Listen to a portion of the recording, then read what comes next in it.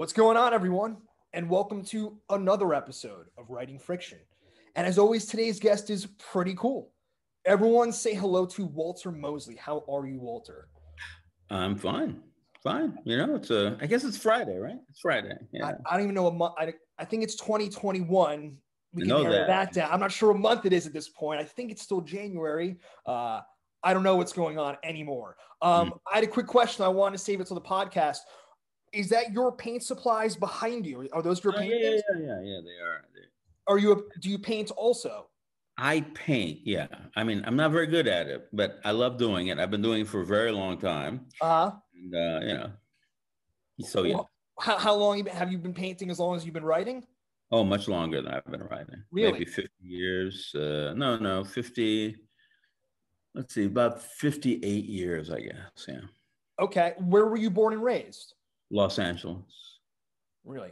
And how much time of your life did you spend in LA? Have you bounced around from place to place, different places? I lived in LA until I was 18, 19. I left then, and I lived in Vermont for a while, 7 years, I think, and then Boston, Massachusetts, another 4 or 5 years. And I've been in New York well over 30 years. I am in Los Angeles right now, and I have been here for the last year.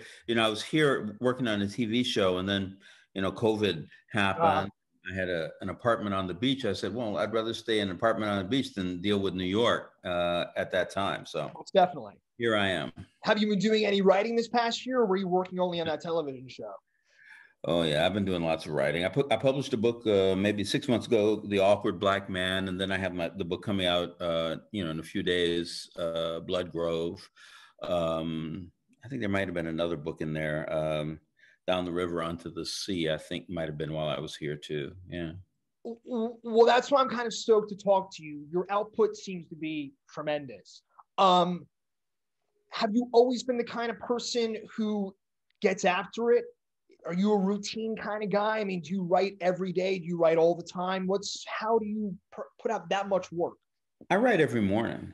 Yeah, I write every morning. And very often I write fiction every morning. Though, I'm doing I call it a television show. It's Apple TV, based on one of my novels, The Last Days of Ptolemy Gray, and that's a lot of work. It's 6 episodes. Finding actors, doing all this stuff. So I've been kind of constant. And I haven't been doing fiction for the while that I've been doing that. So if you could bring us back, what got you to writing originally? You kind of came at it a little later in the game, I guess, than some of the other people we talked to. But that's why people like the podcast, because I came at it later in the game too. How did you get to writing that first book? Well, it wasn't writing a book. I wrote a sentence and the sentence was, on hot, sticky days in southern Louisiana, the fire ants swarmed. I wrote that sentence, and I was a computer programmer then in New York working for Mobil Oil on the weekend. So I was the only person there. And I wrote that sentence. I said, wow, that's a nice sentence. That could be like a novel. So I started writing, based on that sentence. That sentence actually never went anywhere, but I just kept writing. And after a while, I had this idea, I said, well, I would like to write a story, beginning, middle, and end. And so I worked toward that end. And then, I studied. I studied with this guy for a while. And then City College, CCNY in New York had a writing course. So I went to that, and time went by, and so at some point, a novel happened, but I wasn't really planning on it. And I certainly wasn't planning, and not even on getting published. I just wanted to write a story, but things happen. Yeah. You said you were computer programming in New York. My father did the exact same thing for 30 plus years. He worked, but I don't think he was working for Mobil. Was it the kind of, were you working at night? You said you were working on I'm sorry, were you writing at night? When was that time? When did you find the time to do it? I was writing in the morning, and before that I was, even back then. Drawing. Yeah. Even back then I was drawing in the morning, and then I started writing. So I stopped drawing in the morning, or every morning, and I started writing. Okay. And I just kept going. Well, why? That seems to be a pretty, big transition, maybe personally, from going from art to writing. Did you totally replace it? Was there a confidence in yourself in that first book? Did you think you were onto something maybe different or just new and exciting? It was more a desire than a Uh-huh. confidence. I mean, I still wanted to draw, and I still did, but I wrote every morning. So, I'd sit down and say, well, I need my 2 or 3 hours to write, and if I had more time to draw, I would, or maybe I would draw after I got home from work. Yeah. But so work happened after I wrote. And in those early days, how did you kind of deal with, I mean, was there anyone kind of boosting you up? Did you have bad days in the beginning? How did you work through that process? Were you teaching yourself how to become a writer? I was just enjoying it. I mean, it's like, you imagine like, somebody's playing pickup basketball games, Yeah. what picks you up is that you actually, do well, and I felt like I was doing well. And so I just kept writing. And then Yeah. you finish that first book. Then what happens? Well, the first book I wrote is a book called Gone Fishing. Nobody published it. Did you query it out? Yeah. I sent it out. People didn't publish it. It was, I mean, it was the same characters that happened in my first mystery. Devil in a Blue Dress. It was the same characters: Easy, Rollins, Raymond Alexander. What happened? Was I sent it out and people were saying, well, it's really good writing. We're really enjoying it. But, it's about two young Black men coming of age in the Deep South, there's givens. White people don't like Black people. Black women don't like Black men, and Black men don't read. So your book isn't going to do very well. So we're not publishing it. The publishers were saying this to you. Yeah. Well, I mean, it was true for them. They believed that. And, and so, because everything else I said was a really good book and you're a really good writer and we'd really love to do something that was commercial, but this is not commercial. I mean, to say it won't sell. But then I wrote, Devil in a Blue Dress, and the thing was, it's a mystery. And I said, wow, a Black detective. And I said, well, there's a whole bunch of white detectives. And they go, well, what does that mean? But, now they know what it means, but they didn't then. But, then I got, Devil published and I was happy, That was when? Was that the early 90s? 1990 was when Devil got and what was it? Having, now we're 30 plus years later, any big differences in the way that business works now than it did back then? Well, there's no difference in the way the business works, but there are things become more commercial. One of the things that have become more commercial is books by Black authors about the Black world. So there are many more writers. I belong to an organization that I helped start called the Crime Writers of Color, and there's almost 300 members in that organization now. It was unheard of, back then when I started. And when that, I'm sorry, remind me the name again of the book, the second book you said you wrote. Devil in a Blue Dress. When that kind of popped off, what was that experience like? Was it all happened quickly? Was it kind of a long draw? Were you writing just the next book as that was happening also? Well, yeah. The people I knew who were writers saying, listen, start writing the next book, because no matter what happens, either people love that book or hate that book, but it's going to mess up you writing the next book. And so I said, okay, sure. And I was, writing the next book, and I enjoyed it. And, listen, when you're like in your 30s, as far as I'm concerned, I was already a failure. I mean, not a failure, like I wasn't living on the street, but there was no big future for me. I was a computer programmer. I made enough money to pay the rent. I didn't really save much money. There wasn't much money to save. That was me. That was my life. And so, I was pretty big in writing. I've been in a lot of countries. I think the third book, Bill Clinton read, and he really liked it. And they invited me to the White House. It was all that stuff, and I was very happy about it. But, you think, well, but I'm me, it's not I'm becoming something. I'm already me. And that was fine. And I'm writing books. And the thing I love the most about writing is writing. And so I kept doing it. We've talked to a couple of authors. Janet Fitch comes to mind immediately. She kind of came to writing a little later in the game. And then maybe you're aware of her novel, White Oleander. It kind of, was just a huge success. And we had her on the podcast. And she said her words, it completely fucked her up. And she was, that for 3 years she was stuck, writing this long book and, had a breakdown and all these kinds of things. You're saying by your third book, Bill Clinton's inviting you to the White House. What was that like? I mean, it's normal. It's like everything else. I mean, you're in the White House, but there are people in the White House. There are people, in Harlem. There are people, yeah. on the beach in Santa Monica. I mean, the idea for me, it wasn't. I was happy that people were reading my books, and if it was Bill Clinton or or Joe Jones on the street, I'm just as happy in either situation. And and I'm me, and I do what I do, and there's I have certain kind of political kind of things with my books, and I have kind of aesthetics or artistic things to my books, and that's what's important. I don't think I don't think I was ever emotionally set upon by writing or by success in writing, and I know, listen, I know a lot of people that happens to, and I feel really bad about it, but what do you say? I mean, that's about something else, right? It's not about writing. It's about something else inside of them, right? Well, I think the way you go about writing helps with that by just going to it every day. Again, we've had some other authors come on and they don't write every day. They don't write every week. Sometimes they don't write at all for 3 months, and then they'll lock themselves in a room for, a weekend and spit out a manuscript. It's kind of goes along with the line of writer's block. I mean, it's like, do you believe in writer's block? If you just write every day, what's there really blocking you, other than yourself, in my opinion?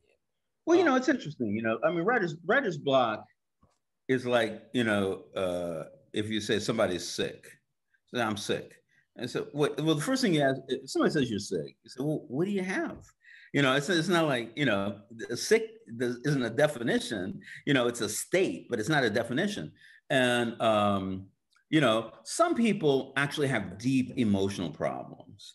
And those, and if when the writing and the expression and the deep emotional problems come into each other, they really can't write, and they, need therapy or medication or something, some people, it's just maybe they're nervous about what their family's going to think, or they're going through, like a period, like this thing they're trying to work with is trouble. So you say, well, okay, don't write that, write something else, so it depends, so writer's block isn't just one thing. I think some people actually really do have an issue. It's, it's like, so when Patton got mad at the guy who was shell-shocked, and came up and hit him, so, well, no, wait a second, man, this guy really is shell-shocked. Patton is never going to be shell-shocked. You would have to kill Patton for him to be shell-shocked, but that doesn't mean that other people, don't have that thing, I mean, you come off obviously full of confidence. I mean, were you always confident even back then when you first kind of started getting your feet in there? I mean, you say you write to enjoy it, but you had to have some kind of confidence to putting yourself out in the world. Yeah, well, yeah, I think so. I'm confident in being, a human. I mean, I think, people, am I the best writer who ever lived? No. And am I the worst? No. I'm writing these stories. I like the stories I write. The stories I write are things that I want to write about. Yeah. You meet a lot of writers. They're professional writers, and they say, "Well, I write. You just tell me what to write, and I'll write it." And I'm going, "Well, what good is that?" I mean, it's like you could do that, but why don't you write what you want to write about? So, well, that's, and so I enjoy it. I'm writing about E.Z. Rawlins, or I'm doing some science fiction novel that I'm having a lot of fun with, or whatever I'm doing, that's what I like to do, and that's what I'm glad it pays the rent. That's a good thing, because without paying the rent, I'd have to get another job and write, and this way I don't have to do too much. I mean, you could say that, you could say working in Hollywood is kind of a day job, but there's something. One, it's still writing, and two, it's something else. I mean, is there a different? I mean, well, obviously, you're saying that it's two different things. Do you get different kind of pleasures out of both? Working on a novel and working in television. I've been trying to get Michael Connelly on the podcast, and he just went through that whole thing with his books. And the television show now, the Bosch, which is a huge thing. So it seems like you're part of that world too. Can you talk a little bit about that? When did you start working in film and television? Oh, about 5 years ago or six. Well, I made a movie, they made a movie out of Devil in a Blue Dress. That was 93, 96, something like that. Then we did another movie that I wrote called Always Outnumbered, which I did for HBO with Michael Apted, Lawrence Fishburne. And then, for a long time, I didn't do it. I mean, I wanted to do things, but, it was, I don't know, I didn't. And then 5 years ago, John Singleton called me and he says, Walter, I'm doing this show. It's going to be called Snowfall, and it's about dealing cocaine in the hood in the 80s and 90s. And I go, okay. Material there. and I said, so, and he goes, I need you to be in the room. I said, John, I don't write television shows. I don't even know how to write a television episode. He says, that doesn't matter. Just come in. You'll be an advisor. You'll be in the room. And I said, all right. And he goes, I need you to be there because, people are going to be, people say different things and I know you'll back me up. And I said, okay, yeah, sure. And I went in the room and sat there. I had, a lot of fun, made a little bit of money. And then I came in the next season, actually the first time I went in, it wasn't the season. We were just getting it together. And then the next year was a season and I came in, I was talking, and at the end of that, the guy who ran the room, this guy, Dave Andron, says, Walter, as long as you can be sitting here, why don't you write a script? And I said, all right, I'll try. I don't know what it's going to look like. Mm-hmm. And then slowly I learned, and then, and that, from that other things grew. I mean, it got into trouble here and there, with other people.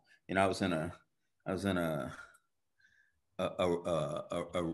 room where I was telling these people, and I said, well, this cop called me a nigger. And then I got called by HR. And they said, well, you used that word. I said, well, yeah, I did, but the cop said it to me. I was just saying what the cop said to me. And they said, well, you can't do that. And I got really mad and I quit. I just said, listen, if I can't talk, you coming up and tell me saying I should say the N-word. Now, a guy can say the N-word all day long. It means the same thing, but it's okay. I'm just saying, because this cop definitely did not say, well, the N-word, and anyway, so, that was an interesting moment. I got, I'm unpopular in certain areas and very popular in others for doing it. But I got better and better. I'm an executive producer now of that show, and I'm doing my show with Sam Jackson, the Last Days of Ptolemy Gray, which is a lot of fun. And there's a couple of other shows. I wrote a novella called Archibald Lawless, Anarchist at Large, trying to do that. Amblin has made the deal with me to at least try to make the Easy Rollins series. And then we're making a movie in England from Book of Mine, the Man in My Basement. Well, okay. So if we can pause right there, I just want to go back. You had mentioned that from they made it, the first movie they made out of a book of yours. What was that experience like? How did that happen? Was that someone approached you? I mean, how did that happen? Yeah, we sold it. I think it was to TriStar. And TriStar. You said the early mid 90s. This was. Early 90s. Sold it to TriStar. They came up with the director Carl Franklin, who I loved. Denzel Washington, starred Jennifer Beals. I mean, it was a good cast. Was that a total trip for you, or were you kind of level-headed about that whole process? I think I was level-headed. I mean, I don't know. Don Cheadle was in it too. That was Don Cheadle's first really big thing. Okay. I mean, the thing is that, I think, one of the things that's great about coming to writing when you're older, you have less kind of like, unsubstantiated expectations, so I'm going to be famous. Maybe, you're going to be famous. And even if you are famous, you're still you. The idea that, and the problem becomes is that, we live in capitalism. Capitalism is defined by the production line. The production line works like this. You put the left front tire on the Pinto. That's your job.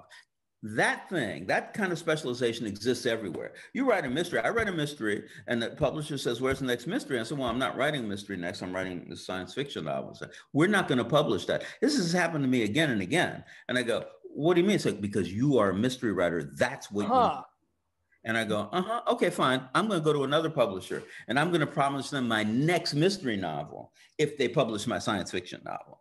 I've done that forever, because I have 60 books, 24 of them are mysteries. The rest of them are other kinds of books, which I like. Did that you're saying, did that pigeonhole you as a mystery writer? Almost all writers are pigeonholed. Yeah. You become a crime writer, a science fiction writer, a writer who writes about feminism, a writer who writes about, war, and every once in a while there's a writer who doesn't have to do that. There's a certain kind of, acceptance that allows you to, some largesse, but not as a rule, and that can really mess with you.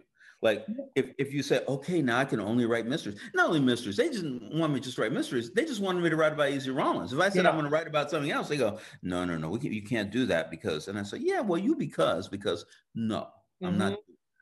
But that's I was old enough to know. Like the reason I didn't want to be a programmer anymore. I like programming. But I didn't want to look backwards and to see every day of my life, like, little things on folders, like, and every day would be the same, back over 30 years or 40 years. That would be the same thing if I wrote, mysteries about Easy Rollins for 40 years. I mean, if that's the only thing I did, that would really be boring. You're bringing up a couple of interesting things. And I want to ask you this question, again, let's use dates. You came into it, into your own in the early 90s, Instagram, Twitter, those things weren't even a thought. Right. Nowadays, new authors, not only do they have to write their books, they also have to have a whole other personality online. And like you were saying, authors are very easy to pigeonhole. If you're a feminist writer or a gay writer or a mystery writer. And now it's even times 10, because if you're a popular writer on social media, you really got to lean into whatever it is you're doing. Yeah, it's true. If you can define yourself in other ways, and you probably won't be as successful as a successful writer who's been pigeonholed. Meaning to say, a successful writer that's been pigeonholed is going to make a lot of money. I mean, when you watch television, there are actors who can only be in science fiction shows. Like they can only be in crime shows. It's ridiculous. And they're actors. What the hell? This is not, they could use these talents doing anything. Yeah. Yes, but this is the way that we sell them, And so you have to, make that decision. I made the decision in the beginning. I said, I'm going to write all the kinds of stuff. And, but, listen, do all kinds of stuff. I write about crime, or I do science fiction. I'm a Black writer in America, and very proud of that. I have lots of opinions and ideas, and I don't mind talking about them. If I'm talking to somebody like you, you may notice that I haven't mentioned the book that I'm supposed to be on your show to talk about at all. I mean, it is true, it's a book called Blood Grove, but, we're all, I have fun, and I think that if you have fun and if you're clear about what you're doing and you can express that, then you at least have a chance to be successful, and you definitely have a chance to be doing what you love to do. Yeah, I mean, we talked to some other authors. I know some comedy writers, people who write for television shows and things like that. And it's like they're stuck in a room and it's a factory. You're writing the same friggin' every day, pump it out, pump it out, pump it out. I mean, it provides a living for people, and it's definitely a thing to do. But yeah, I'm, nothing about me, but I wrote a boxing novella that came out 3 weeks before the world shut down. And I wrote a novella because I had a couple of ideas for novels, but what we're talking about right now, being pigeonholed about something. And I was writing a Jewish mafia book. And one of the things I'm working on, and one of my friends, they were like, if this is the first novel you try to pitch, you're going to be a mafia Jewish novel guy.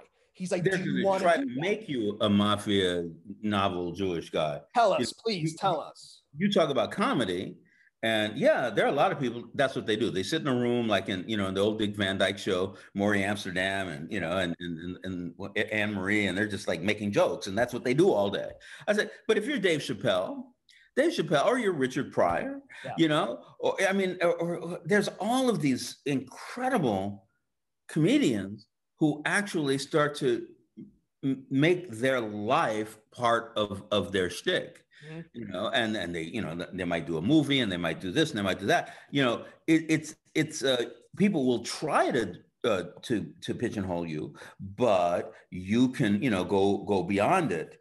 My friend, I have a good friend. He just died, Walter Bernstein. He wrote a movie called The Front. He's 101. But Walter was an incredible guy. He did box when he was in the army. He was the first person ever to interview Tito in Yugoslavia when the Nazis controlled Yugoslavia. One of the articles that he wrote all over Harlem with Sugar Ray Robinson in his pink Cadillac. Oh, so that was when Sugar Ray was Sugar Ray. Oh yeah. Yeah, that was when Sugar Ray was Sugar Ray. Because Walter's old. When Paul Robeson marched and people hated him because of his communism, and they were throwing rocks at him. Walter was one of the people who walked with Robeson so people threw rocks, he could try to avoid it. I asked him once. I said, "So Walter, did they arrest you?" He said, "No, they just beat me up some, but it was okay." So I mean, when you look at a guy like that, like him, he did all kinds of stuff. If you just go about say, "Well, I'm going to be living my life," and somebody doesn't come, "Well, if you want to keep making this salary, you can't live this part of your life." I said, "Well, fuck you. You go over there, and I'm gonna keep doing what I do." Hopefully it'll work. I mean, anything can fail, but listen, you can write the same book that they want you to write again and again and again. Most people I know who do that, people stop buying those books, and then they can't do anything else. So it's not that you're assured you're going to be successful by doing that either, because it's not something you love, and it's not something that everybody else loves. Yeah.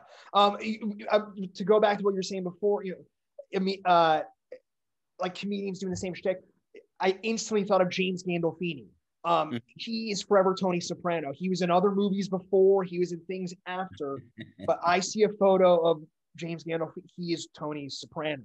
I had never spoken to Stephen King, but I'm curious what Stephen, he would be a person to talk to about this, right? I mean, he, from the get-go was kind of like, but maybe it's something he loves to do. I don't know. I think Stephen doesn't. I think that's what he does. I mean, every once in a while, his short stories are extraordinary. The Bachman books, love that. That's my favorite Stephen King. And some of these are not. They're not horror or anything like that.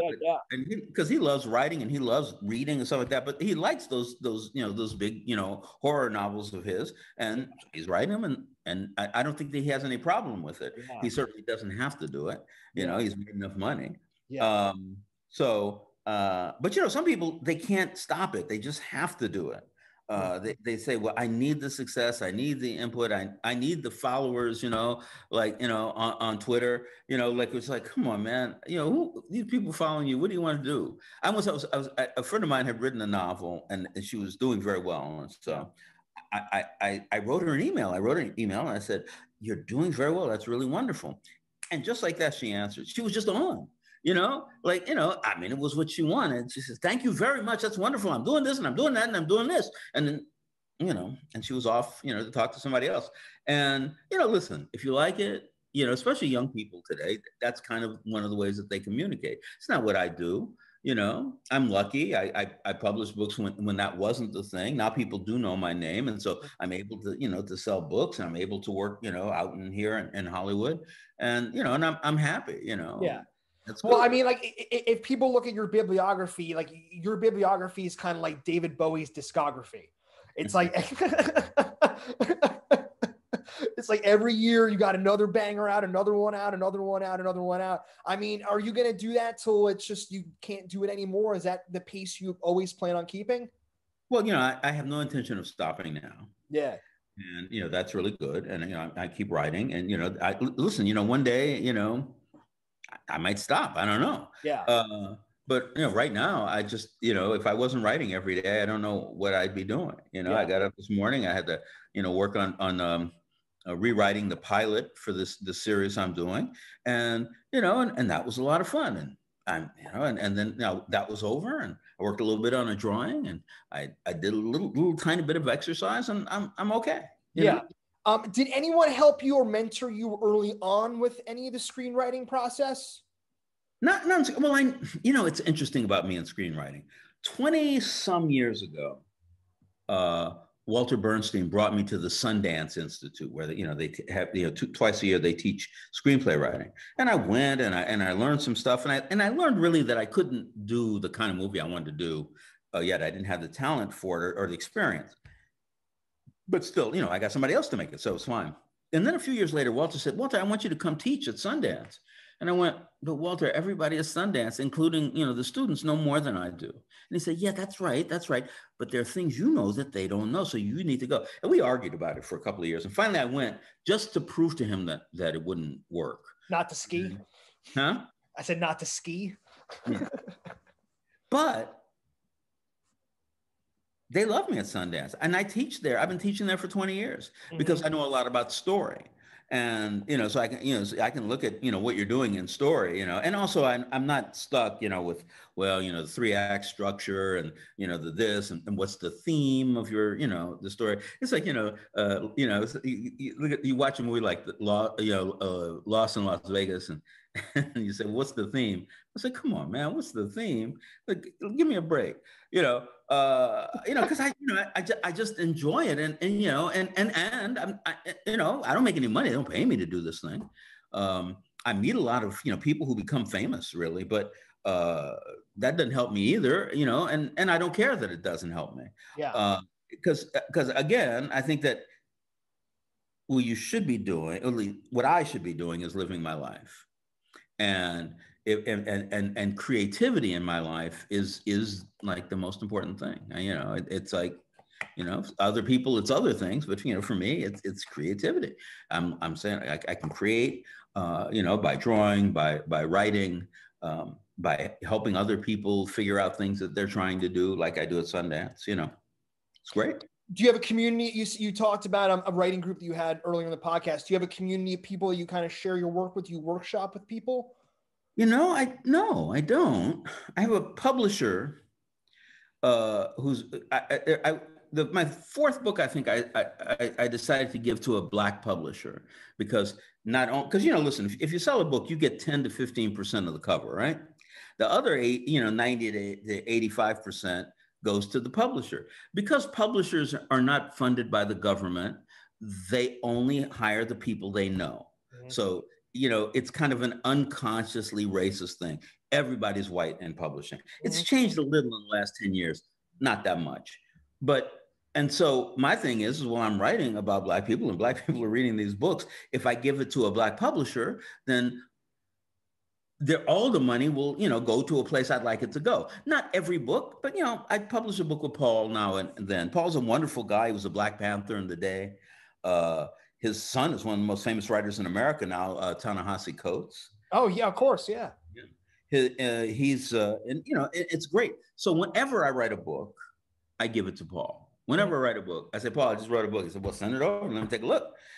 But I give it to him because Paul likes reading my books. And he's a smart guy. I give it to him, sometimes he says he didn't like something. And I said, "Well, you don't like it, but I'm gonna do it anyway," or it's, whatever, it doesn't really matter. But, the idea, so many writers spend so much time, they're going to school, they're in this group, they're, this stuff, and they end up writing about writers writing, Yeah. I'm writing about a man who's writing a memoir, and you're going, well, why don't you just write a memoir, and tell me something, and so I don't, most of my life isn't spent, with writers. I have a few really good writer friends. That's about it. Yeah, I mean, I come from the music world, so I've been touring in bands for almost 2 decades. So everyone I know is a musician. So having this podcast now, speaking with other authors, now having these conversations, a lot of authors really aren't friends with other authors. All musicians just are kind of stuck with each other because no one else. You work together, right? I mean, unless you're a soloist.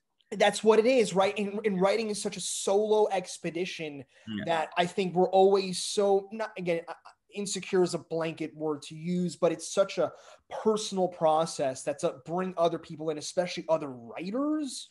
Yeah, it's kind of difficult, you know. There's a magic in music. One of the things I'm working on is a kind of a mini series about Louis Armstrong. Oh wow. And Louis Armstrong, King Oliver told Armstrong, King Oliver was in Chicago, and he tells Armstrong, "Say, man, you got to come play with me." And there's all these people talked about it. And Armstrong wrote a couple of memoirs, so it's really good. And like Oliver would start to play, and Armstrong would echo or play off every note that Oliver played. Like when I read that, I go, "Oh my God, that must have been," because nobody could do that. Yeah. I mean, Oliver couldn't do it. Yeah. He just says, like, but this guy can sit there and play with me and enhance the music note for note. Almost guess the notes he's gonna play. Yeah. And and make the right decisions, even if it isn't exactly what he's going to do. Whatever he did is going to go. You're a musician, so that's wonderful, and that really is working with people. Yes. I mean, jazz almost, especially, in America, it goes into blues, it goes into rock and roll, all kinds of stuff. But starting with jazz, you have to know how to, play without somebody telling you what to do. Oh, are you a big jazz fan? Yeah.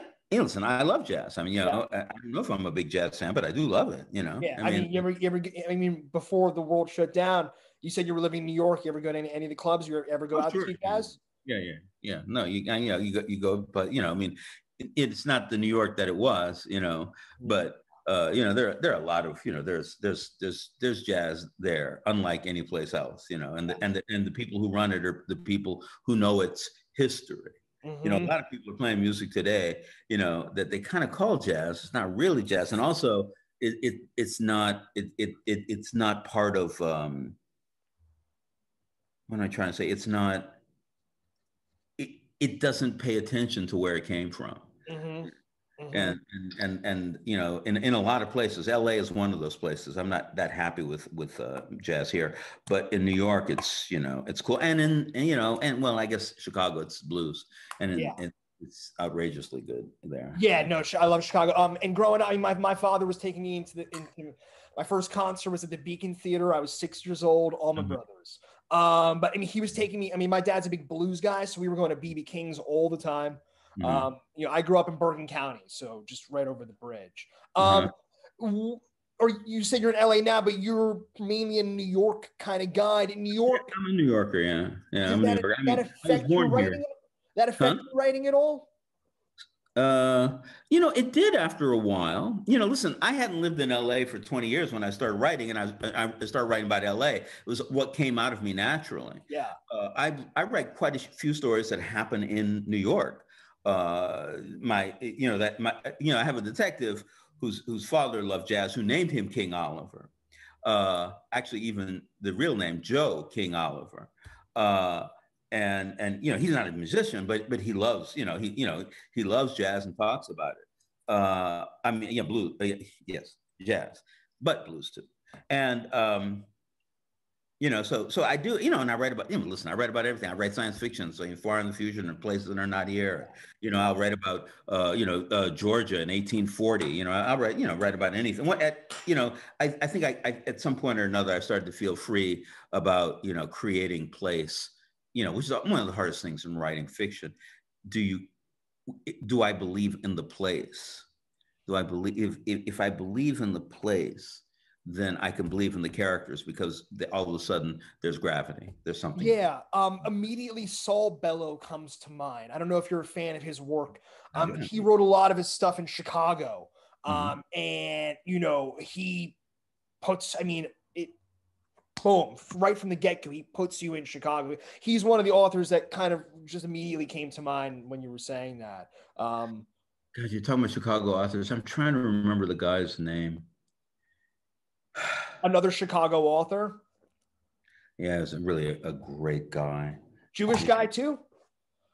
I don't know if he was Jewish. I don't know if he was Jewish. He was But he was a real political guy. I mean, he would have gotten blacklisted if he didn't have. He had radio shows. He did everything about right, and he wrote wrote about memoirs and stuff. Okay. I forgot his name. He was great though. I used to love him being interviewed by him because he would know my books better than I knew my books. Well, I mean, again, this is obviously at this point, we're 30 plus minutes into this. You realize this is not really an interview, it's more of a conversation. I mean, do you like being interviewed? Is that something, I mean, at this point, I mean, how many? Well, it's being interviewed is not a problem. One of the great things about the sheltering in place, the quarantine, talking to somebody. I did an interview, maybe about half an hour before this, and Yeah. I'm going to talk to you now. And I've been working all day long talking to people about what I'm doing. But I'm home. I put it down. Go have a drink. You have something to eat.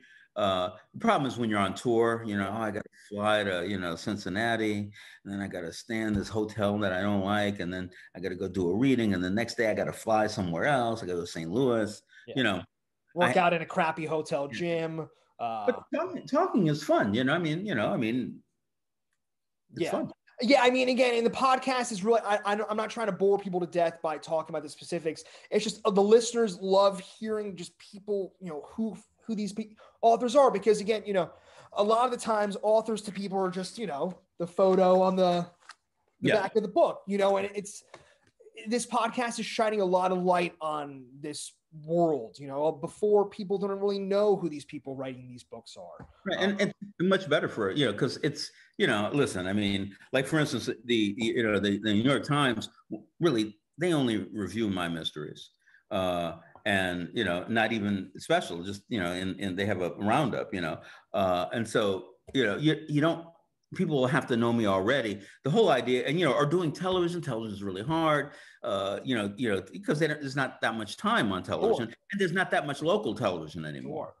And so the idea of doing a podcast, it's really good. Yeah, no, I mean, I seem to kind of hit on a little niche. I mean, at this point, the publishers are hitting me up. So it's been cool. Well, this has been an absolute blast, Walter. I know, you seem like a busy man. I don't want to take up too much more of your time. I do ask two kind of quick questions at the end. First off, we talked about it earlier. Do you do social media? Are you on anything? Yeah, I have a Facebook thing, that's out there in the world. So, people can go to it and, see what I'm doing and stuff like that. It's not like a very interactive, Sure. I mean, I just put things out there. So there's that. But, I don't do it. I'm not doing Twitter. I'm not, you're not okay. No, we're not going to get 1,000 thread tweet from you. Not that kind of thing. No worries. And the second question I ask, you're a bi-coastal guy. Where are people buying your books from? What bookstores do you like to rep? That's interesting.